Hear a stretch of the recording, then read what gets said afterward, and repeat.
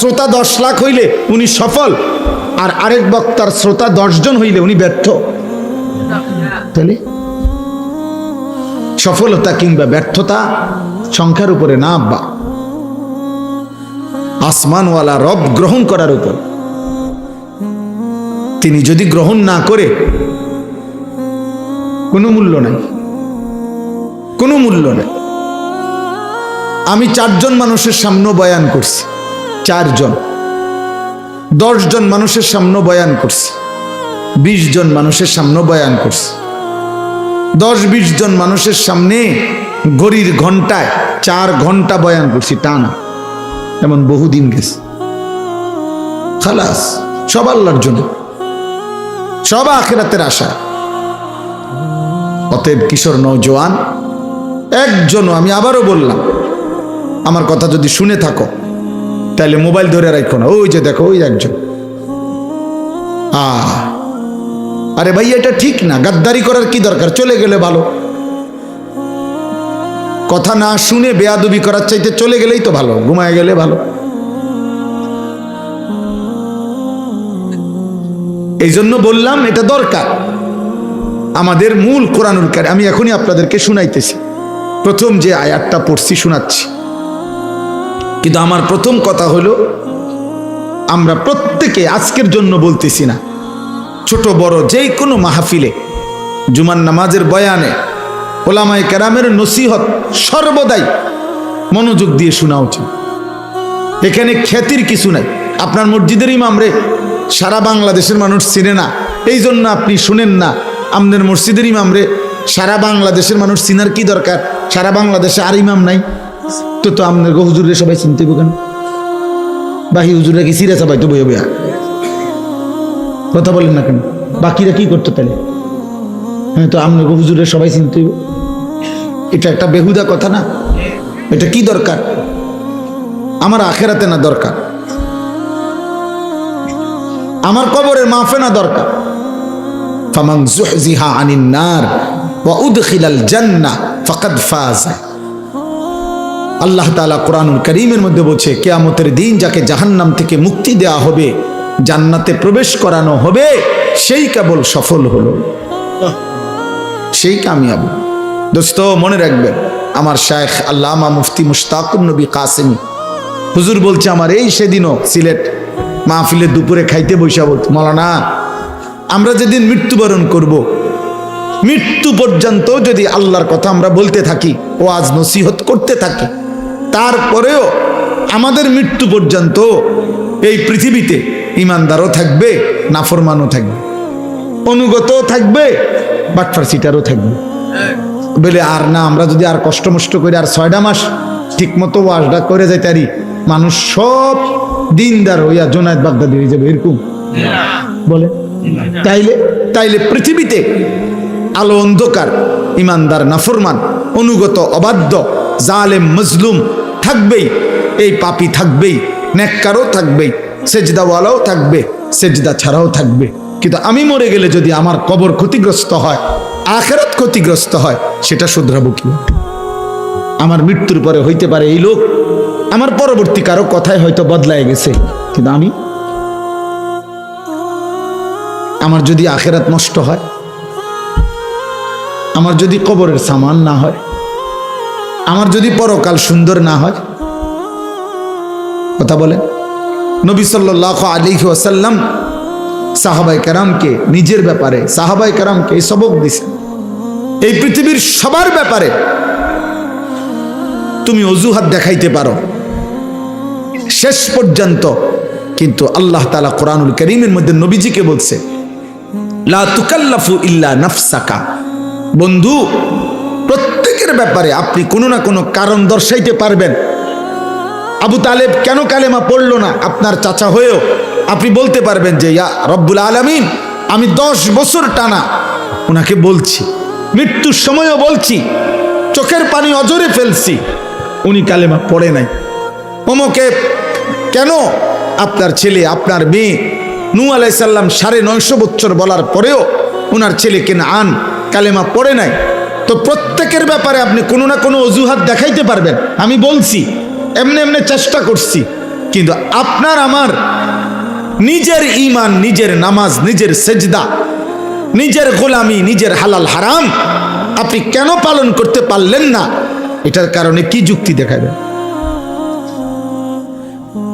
কি বলবেন বলো না ভাই? আমার ভাই, তোমরা যারা আজকে নামাজ পড়ো নাই এক ওয়াক্ত, তুমি কি বলবা?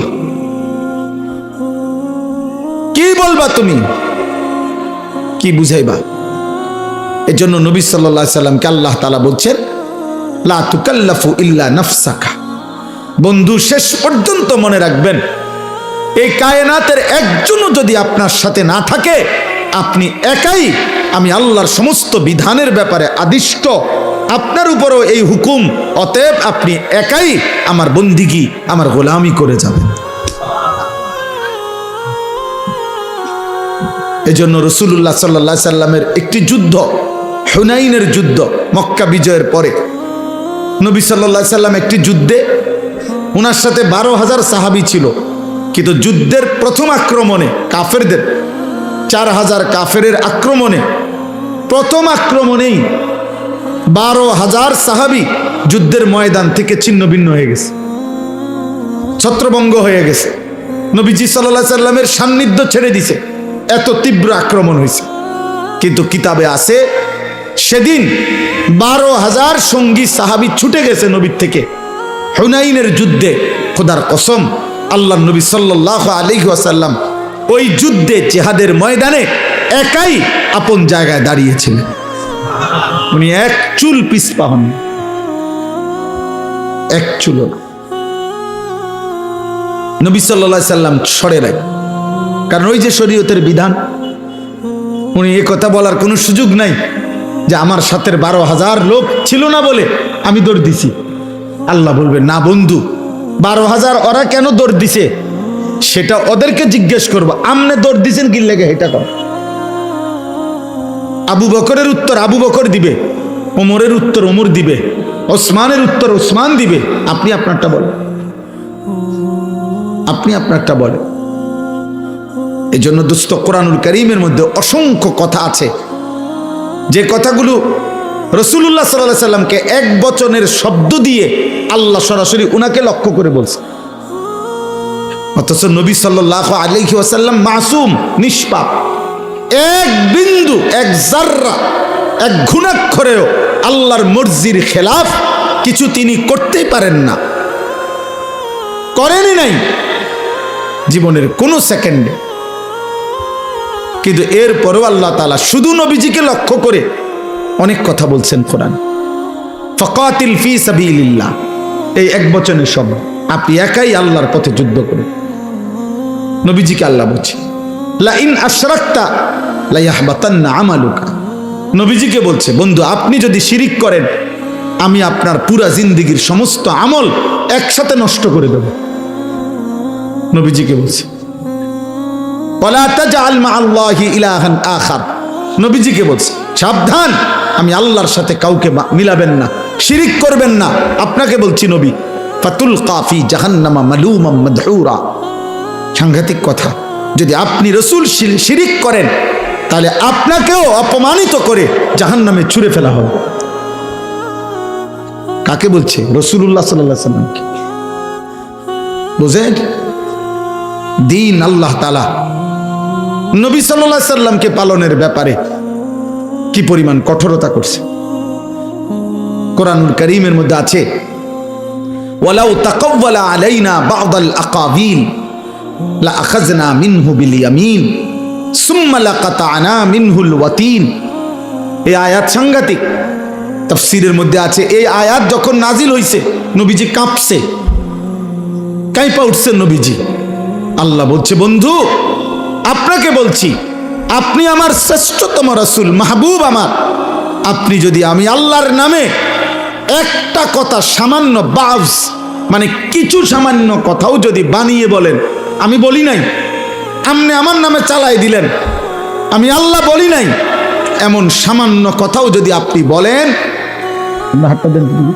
আল্লাহ তাআলা বলছেন, আমি আপনার ডান হাত এভাবে টেনে ধরবো, ডান হাত টানলে মাথা আসবে, আর আপনার কল্লাটা আপনার শরীর থেকে আলাদা করে ফেলবে। আপনি পড়ে দেখেন এটা তর্জমা। নবীকে বলছেন, নবী আমি আপনার হাত টেনে ধরবো এবং আপনার গর্দান আপনার দেহ থেকে আলাদা করে ফেলব। কি অর্থ এটার?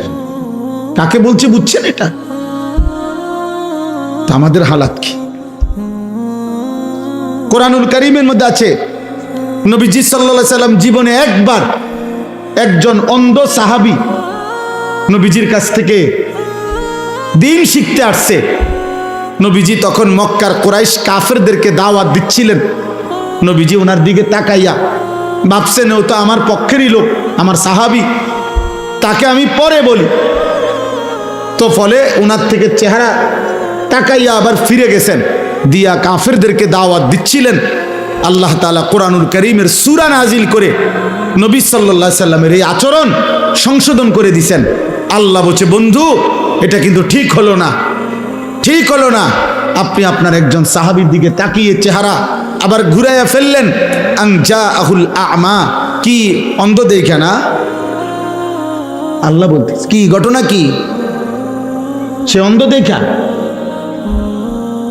নবীজিকে বলতেছে, নবীজিকে আপনার কাছে একজন অন্ধ আসছে, আপনি তাকে অন্ধ মনে করে ফেরত দিলেন, মূল্যায়ন করলেন না। কাজটা কি করলেন? ওরা যত মোটা তাজা হোক ওরা তো বেঈমান, এ যত দুর্বলই হোক এ তো ইমানদার।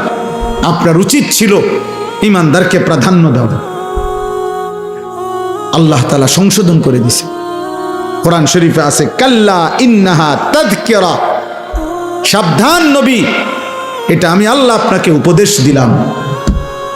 এভাবে বলছি, তাফসীরের মধ্যে সব কিতাবে আছে। এই অন্ধ সাহাবীকে এরপরে নবী সাল্লাল্লাহু আলাইহি সাল্লাম যখনই দেখতেন আসতেছে, হযরত আব্দুল্লাহ ইবনে উম্মে মাকতুম রাদিয়াল্লাহু তাআলা আনহু উনারে দূরে থাকতেই নবীজি সাল্লাল্লাহু আলাইহি সাল্লাম আগের থেকেই কথা বলতেন, মারহাবান, আহলান সাহলান, স্বাগতম, তুমি আসো। আগে তোমার কথা, পরে অন্য কথা, তোমার কথা কম, এইভাবে বলতেন। এই জন্য বাপ, আমার বলার উদ্দেশ্য হলো, এই আমি মোবাইলটা বন্ধ করতে বলছি এই জন্য, মূল উদ্দেশ্য হলো হয়তো মোবাইল দিয়া কাউকে দেখাইবেন, কাউরে দেখানোর দরকার নাই। বাপ নিজের জন্য গ্রহণ করেন, নিজের জন্য গ্রহণ করেন। আমি মরে গেলে দোস্ত, তুমি মরে গেলে, বাবা আপনি মরে গেলে, এই পৃথিবী যত আধুনিকই হোক, আপনার কি আমার কি?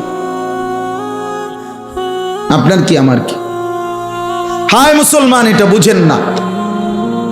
আমার মৃত্যুর পরে যদি আমার বংশের সবাই সাদের দেশেও যদি ঘরবাড়ি করে, তা আমি কি? আমার তো নাই, আমি তো নাই, আমি তো কবরে,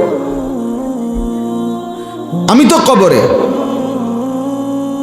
কিয়ামতের দিন যদি নবী সাল্লাল্লাহু আলাইহি সাল্লামের সুপারিশে, মনে করেন হাসরের ময়দানের 100 কোটি মানুষ কথার কথায়, তো সকলকেই আল্লাহ নবীর সুপারিশে জান্নাত দিছেন, শুধু একজন ব্যক্তিকে আল্লাহ তাআলা জাহান্নাম দিছে মনে করেন, তো সেই একজন যদি আমি আনিসুর রহমান হই, তাহলে বাকি সবাই জান্নাতে গেলে আমার কি লাভ? আমার কি লাভ তখন? ঠিক আছে, ওরা সবাই জান্নাতে গেছে, আমি তো জাহান্নামী হলাম। তখন বাকিদের জান্নাতে যাওয়ার দ্বারা জাহান্নামী ব্যক্তি এইটা নিয়ে বলবে, যাক আমি জাহান্নামে জ্বলতেছি, আমার ফুট তো বেহেশতে গেছে, এটা নিয়ে কইব আমি জাহান্নামী হইলাম আর কি, যাক আমার বউ তো জান্নাতে গেছে, এটা নিয়ে বলবে? বরং আফসুস করবে, আফসুস, আফসুস করবে। এই জন্য কোরআনুল কারীমের মধ্যে আল্লাহ তাআলা বলছেন, ইয়াউমা তুকাল্লাবু ওয়ুজুহুহুমুন নার, কিয়ামতের দিন জাহান্নামের আগুনে তোমাদের গাল, তোমাদের চেহারা, কড়াইয়ের উত্তপ্ত তেলের মধ্যে যেভাবে মাছ এই পিঠ ওই পিঠ করে ভাজে, খোদার কসম তোমাদের গাল, তোমাদের চেহারা জাহান্নামের আগুনের মধ্যে উলট পালট করে পোড়াইতে থাকবে। আর নাফরমান শুধু চিৎকার করবে আর বলবে, ইয়াকুলুনা ইয়া লাইতানা আতানা আল্লাহ ওয়া আতানার রাসূলা, হায় আমার আফসোস মন্দ কপাল, আমি যদি আল্লাহ এবং রাসূলের আনুগত্য করতাম। দোস্ত তোমাদেরকে বলি, বাবা নওজোয়ান, খুব বেশি ফুর্তি করছো, তোমরা খুব বেশি রঙের ঘুড়ি উড়াইতেছ, খুব বেশি তামাশা করছো। এই নতুন প্রজন্মের 14, 16, 18, 20, 25 বছরের কিশোর যুবক, তোমরা যা করছো, মুসলমানের সন্তান এমনটা মানায় না, উচিত না।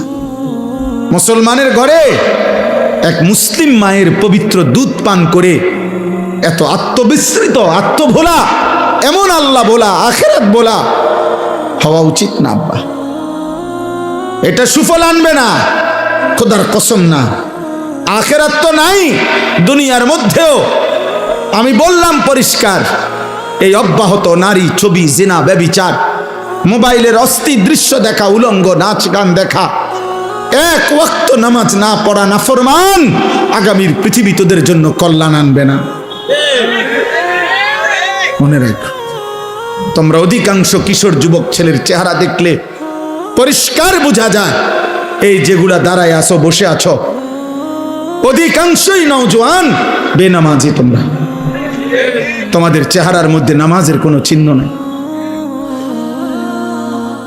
বেনামাজি, বেয়াদব, বেনামাজি, বেয়াদব। আসমানের নিচে জমিনের উপরে বেনামাজির চাইতে নিকৃষ্ট কোনো বেয়াদব আর কেউ নেই। যার কপালে সেজদা নাই, সে পৃথিবীর যেই কোনো নিকৃষ্ট জানোয়ারের চাইতেও নিকৃষ্ট। জানোয়ার এজন্য সেজদা দেয় না, কারণ কোন জানোয়ারের উপরে সেজদার হুকুম নাই। মানুষ নামের এই জানোয়ারকে আল্লাহ সেজদা দিতে বলছে, অথচ সে সেজদা দেয় না, এই জন্য এইটা জানোয়ারের চাইতেও নিকৃষ্ট। কুত্তা এই জন্য সেজদা দেয় না, কুত্তার উপরে সেজদার বিধান নাই। শূকর এই জন্য সেজদা দেয় না, শূকরের উপরে সেজদার বিধান নাই। ছাগল, গরু এই জন্য সেজদা দেয় না, তাদেরকে আল্লাহ সেজদা দিতে বলে নাই। আব্বা তোমারে বলছে, তোমারে বলছে বাপ। এজন্য আসমানের নিচে জমিনের উপরে আল্লাহর কোরআনে আল্লাহ বলছে, ফাখালাফা মিন বাদিহিম খালফুন, সর্বনিকৃষ্ট মানুষ। কোরআন শরীফের আয়াত, সবচেয়ে নিকৃষ্ট মানুষ আল্লাহ বলছে কারা? আল্লাহ বলছে আদাউস সালাহ, এক, যারা তাদের নামাজ নষ্ট করে। দুই, ওয়াত্তাবাউস শাহওয়াত, যারা তাদের শাহওয়াত, মনের হারাম চাহিদা, কুবাসনা, মনের চাহিদা শুধু পূরণ করে, আল্লাহর বিধান, রসুলের বিধান, হালাল হারামের বিধান কোনো পরোয়া করে না। খোদার কসম, আল্লাহ বলছে তারা সর্বনিকৃষ্ট প্রজন্ম, ওরা নিকৃষ্ট, নিকৃষ্ট, নিকৃষ্ট, নিকৃষ্ট বেটা।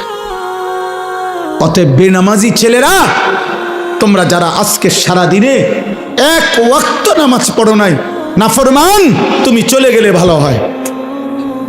যাও এখান থেকে, সরো, যাও বেটা নাফরমান, চলে যা বেটা। তোর মতো নাফরমানের ভালোবাসা দিয়ে আমি কি করবো? আমি কি ভোটে দাঁড়াইছি বেটা? আমি কি ভোটে প্রার্থী? আমি কি নির্বাচনের গণসংযোগে আসছি বেটা? তামাশা দেখা কি করবা? হুজুরের কি করবা? মুসলমানের ঘরে এমন নিকৃষ্ট সন্তান কেমনে হইলা? 365 দিনে, খোদার এক বছরে কোনোদিন ফজরের নামাজ পড়লা না, এত বড় জানোয়ার কেমনে হইলা?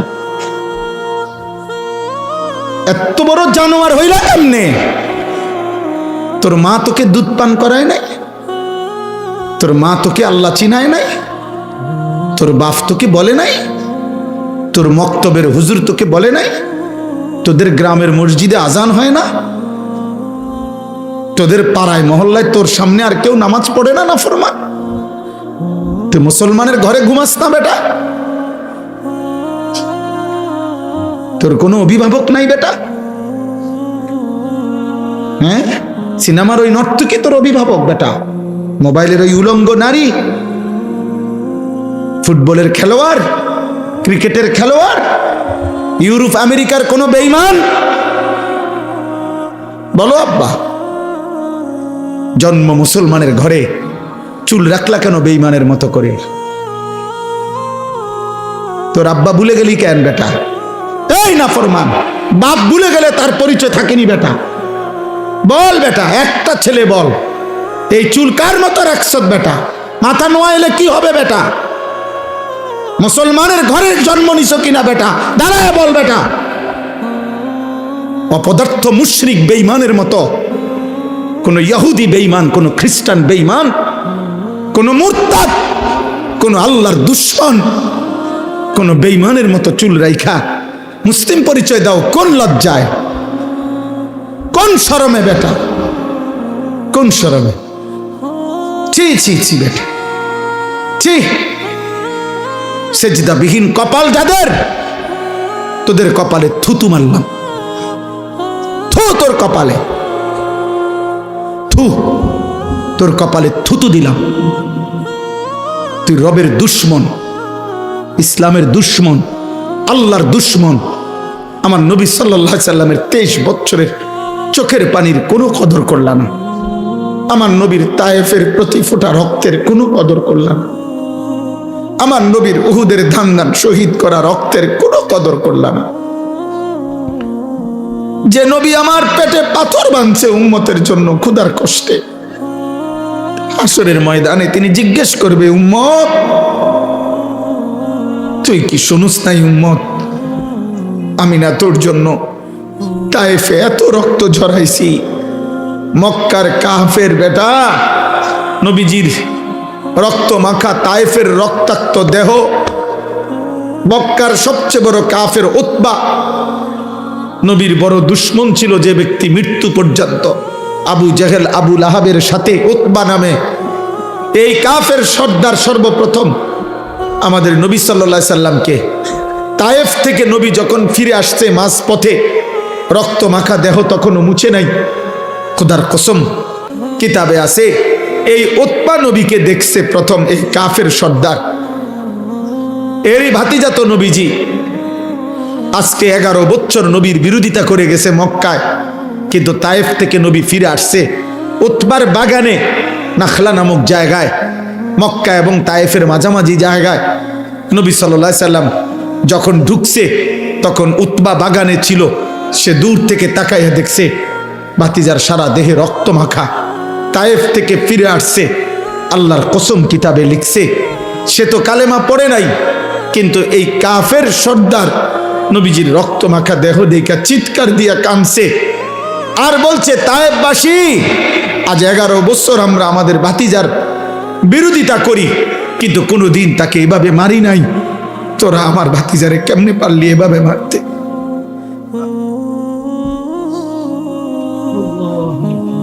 আমার ভাতিজারে কেমনে মারলি?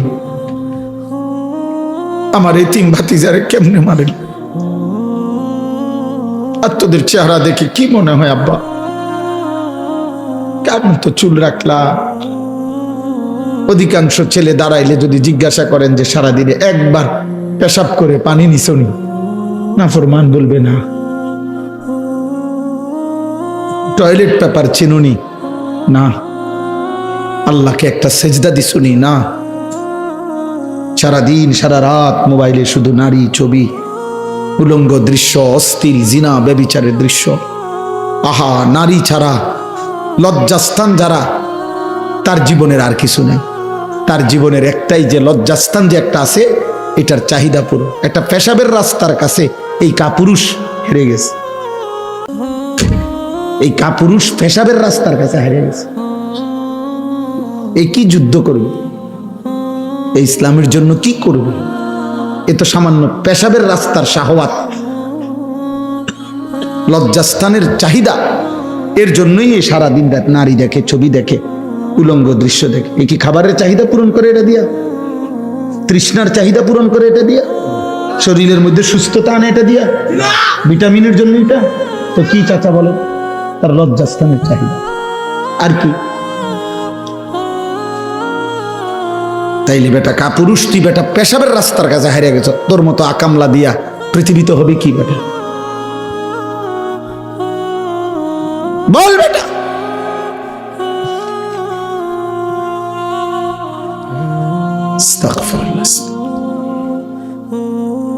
এজন্য ভাবো, আমি বলতে চাইছি এটা, আমি জনপ্রিয়তা বুঝি না, ছোট বড় মাহফিল বুঝি না, অনেক লোক হয়েছে না কম হয়েছে এটা আমার কিচ্ছু আসা যায় না। আমি সবসময় এক তালেই বলতে চেষ্টা করি।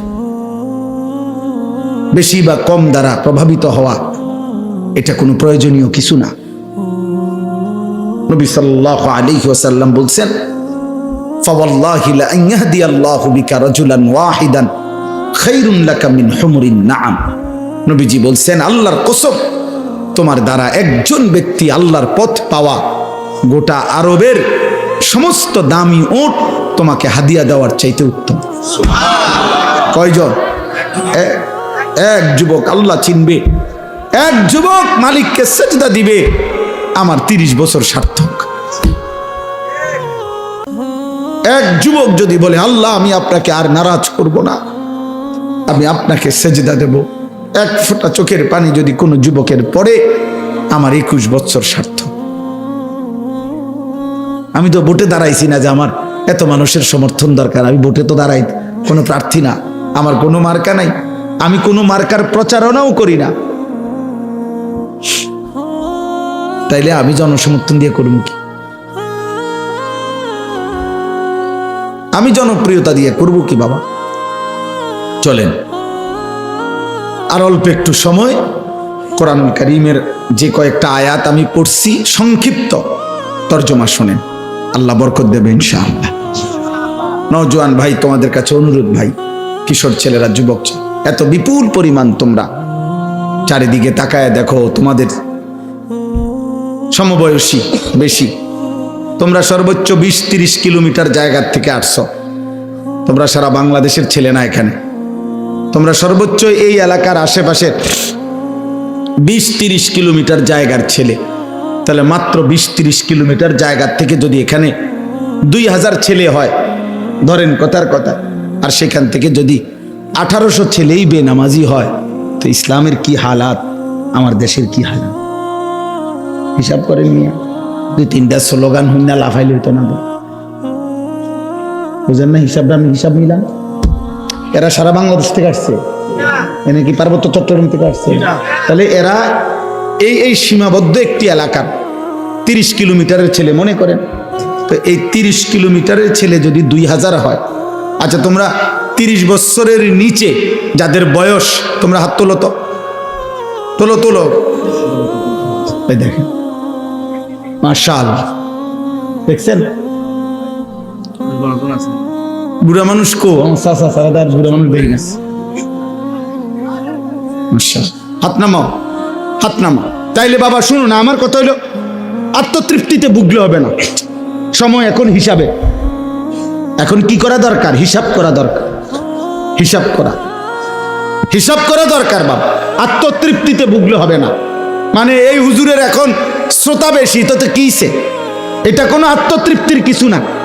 স্লোগান দিছে, উড়াইয়া লাইছে হুজুরে, যেই স্লোগান দিছে না, এটা কিছু না, এটা কিছু না, হিসাব করা দরকার। একটা যুবক ছেলে ভাই, তোমার কাছে আমার অনুরোধ, একজন তোমার কাছে বললাম, তুমি তোমার এলাকার এতগুলো ছেলের দিকে তাকাইয়া দেখো নামাজি কয়জন।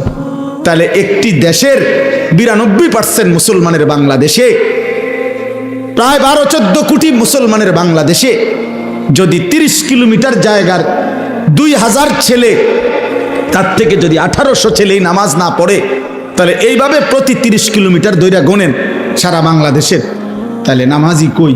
নামাজি বিহীন কই? তো সেজদা বিহীন ইমানের শক্তি আসবে কোত্থেকে?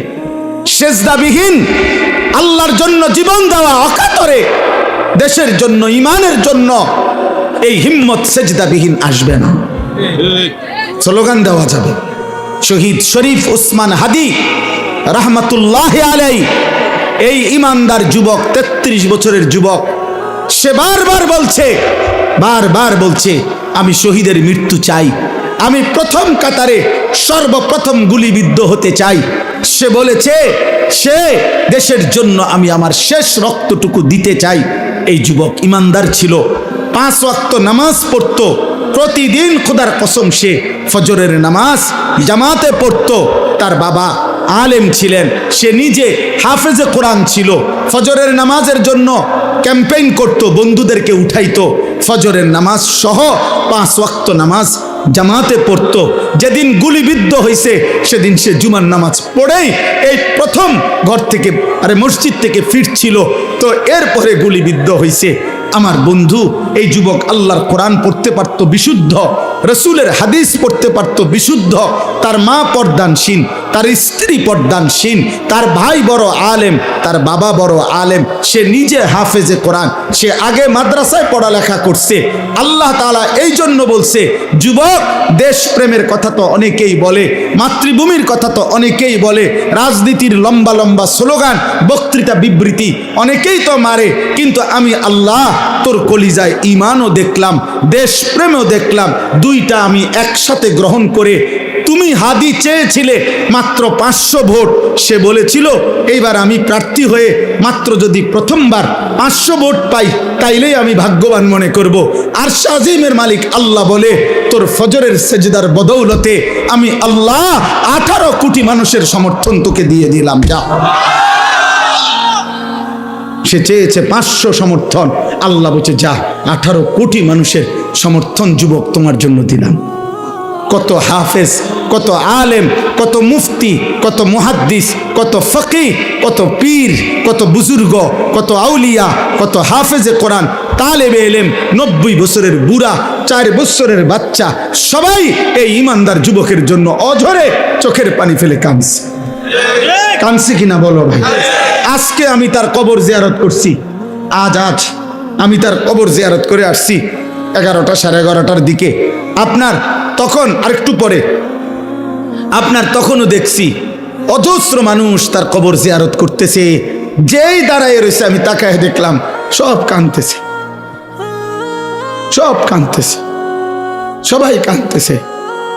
আমার ভাই, তার তো ব্যাপক কোনো দীর্ঘদিনের রাজনীতি করে নাই, কোনো টাকা পয়সা খরচ করে নাই, কিন্তু তার মধ্যে ইখলাস ছিল, ইমানের মধ্যেও বিশুদ্ধতা ছিল। দেশপ্রেম বলতে যা বলছে, স্বাধীনতা, সার্বভৌমত্ব, আজাদির কথা, মাতৃভূমির স্বাধীনতার কথা, নিরাপত্তার কথা, সে ভারতীয় আধিপত্যবাদের বিরুদ্ধে সে একাই বলেছে। যদি কেউ না বলে আমার প্রতি ইঞ্চি জমিন আমার সীমান্তের হেফাজতে, আমি হাদি একাই বলে যাব। সে প্রমাণ করেছে আমি হাদি একাই বাংলাদেশ। হ্যাঁ, কেউ না থাকুক আমার, আমি বলেই যাব, আমি বলেই যাব। এই জন্য আল্লাহ তাআলা এত কোটি মানুষের চোখের পানি তার জন্য ঝরাইছে যুবক। এই জন্য যুবক ভাই তোদেরকে বলি, মরলে এমন মরা মইরো, বাঁচলে এমন বাঁচা বাইছো। যে মরণে চোখের পানি ঝরে, যে মরণে হাফেজ কাঁদে, আলেম কাঁদে, যে মরণে ইমাম কাঁদে, মুয়াজ্জিন কাঁদে, যে মরণে মুফতি কাঁদে, পীর কাঁদে, বুজুর্গ কাঁদে, সবাই কাঁদে, এমন মরাই মরো। নারী দেখতে দেখতে মরো না, ছবি দেখতে দেখতে মরো না আব্বা, উলঙ্গ নাচ দেখতে দেখতে মরো না, সেজদাবিহীন আল্লাহর নাফরমানি করে করে যদি মরে যাও আব্বা, তওবা না করো, আল্লাহ যদি মাফ না করে, খোদার কসম আখেরাত তো মিলবেই না। দুনিয়া, এই নাফরমান সন্তান মনে রাখিস আব্বা, দুনিয়া কোনো জানোয়ার তোকে স্মরণ করবে না। মানুষ তো দূরে থাক, নাফরমানকে পৃথিবী মনে রাখে না, পাপীকে পৃথিবী শ্রদ্ধা করে না, দুনিয়া নাফরমানকে সম্মান করে না। দুনিয়া ভোগ করা যায়, দুনিয়া ফেরাউনও ভোগ করছে, কিন্তু আজকে কোনো মানুষ পৃথিবীতে ফেরাউন এই নাম কোনো কুত্তার নামও রাখে না, নমরুদ এই নাম কোনো মানুষ কুত্তার নামও রাখে না, আবু জাহেল এই নাম কোনো মানুষ, আমার নবীর এই দুশ্মনের নাম কোনো কুত্তার নামও কেউ রাখে না। আবু লাহাব আমার নবীর এই দুশ্মনের নাম পৃথিবীর মানুষ কোনো কুত্তার নামও রাখে না। নাফরমানের নাম থাকে না। এ বাতে খাইতে পারবা, এ বেডি সাইবারি, হ্যাঁ চাও, অসুবিধা কি?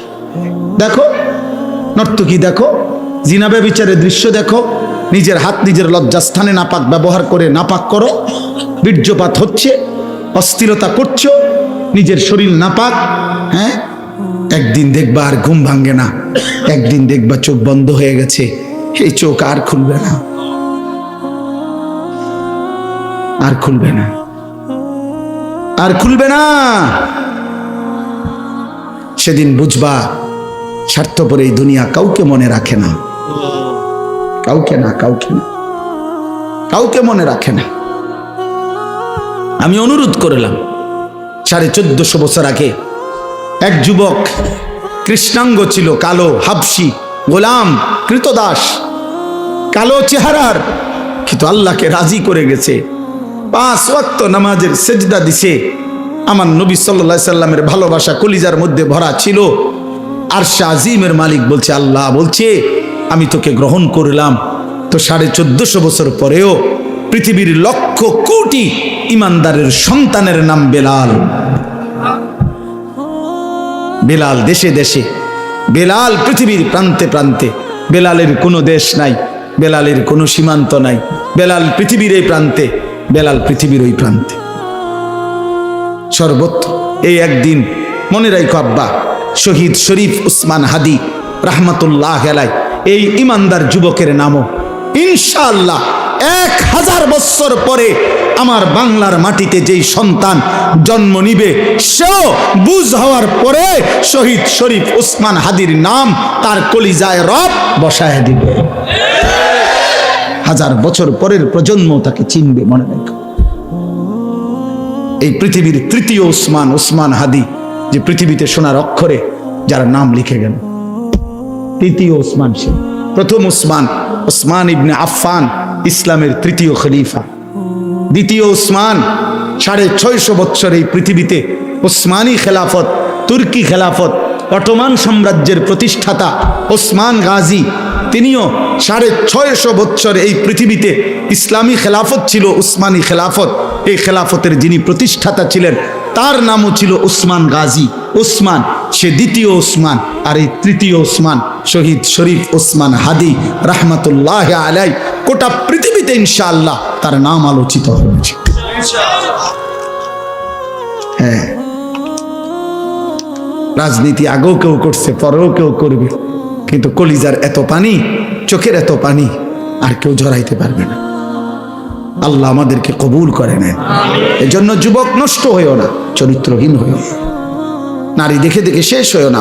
আজকে সেজদা কর। নবী সাল্লাল্লাহু আলাইহি সাল্লামের এই কথার কোনো জবাব দিতে পারতাম। কিয়ামতের দিন আল্লাহর নবী আমল নামা দেখে জিজ্ঞেস করবে, উম্মত আনিসুর রহমান, আমার উম্মত তুমি 365 দিনে, খোদার 1 বছরে একদিনও ফজরের নামাজ পড়লা না? তুমি আমার উম্মত, তুমি আমার উম্মত 30 বছর টানা সুদে খাইলা। 60 বছর বয়স তোমার, প্রতিদিন বিড়ি সিগারেটে খাইয়া গেলা। তুমি আমার উম্মত, 60 বছরও মনে পড়ে না এটা গুনাহ? 60 বছর বয়সেও মনে পড়ে নাই যে টেলিভিশনে নাচ গান দেখা গুনাহ? তোমার স্ত্রী 30 বছর বয়স পর্যন্ত, 30 বছরও কোনোদিন পর্দা করে নাই? তোমার মৃত্যু পর্যন্ত তোমার ঘরে নিয়মিত রঙিন টেলিভিশন চলতো, নর্তকী নাচতো, নাটক সিনেমা চলতো। তুমি আমার উম্মত। তুমি কবরে আসছো এটা কি নিয়া? হাসরে আসছো এটা কি নিয়া? আমি কি দেখে সুপারিশ করব? কথা বলে না। নবী সাল্লাল্লাহু আলাইহি সাল্লাম যে সুপারিশ করবে এটা জানেন? কথা বলেন না কেন? জানেন তো। সুপারিশের কোনো কাগজপত্র লাগবে না, কোনো ফাইল টাইল লাগবে না, এমনি। হ্যাঁ, তো আপনি কি দেখাইবেন? আরে বলেন না, আপনি কি দেখাবেন? এই সুদখোর বাপ, আপনি কি দেখাবেন? এই বিড়িখোর বুড়া মিয়া, 60 বছরের বুড়া চাচা, আপনি অনবিড়ি খান কোন লজ্জায়? আপনি চা দোকানে টেলিভিশন দেখেন কেন? এই বুড়া চাচা, আপনি যদি এখনো 60 বছর বয়সে এখনো রঙিন সিনেমা নর্তকী দেখেন, আপনার চোখে যদি কোনো লজ্জা না থাকে, আমনের ফুত নাতি আপনার থেকে কি শিখবে মিয়া? আমার বিরোধিতা করেন, কাল বলে দিয়েন এমন হুজুর, এমন ডাকাইতা হুজুর আজীবন আইন না। হ্যাঁ কইেন, আপনি বলে যাইয়েন এখন, নলে অন কন তারা রেকর্ডিং করে রাখো যে এমন হুজুর আর আইন না। এরকম ঢাকায় হুজুর তো দেখছি না। কিন্তু আপনি বলেন, এই বুড়া চাচার এখনো লজ্জা হওয়ার সময় হয় না? আপনার 60 বছরও আপনার শরম হইতো না? ছি ছি ছি ছি, আপনার থেকে আখলাক শিখবে কিভাবে? আখেরাত শিখবে কিভাবে?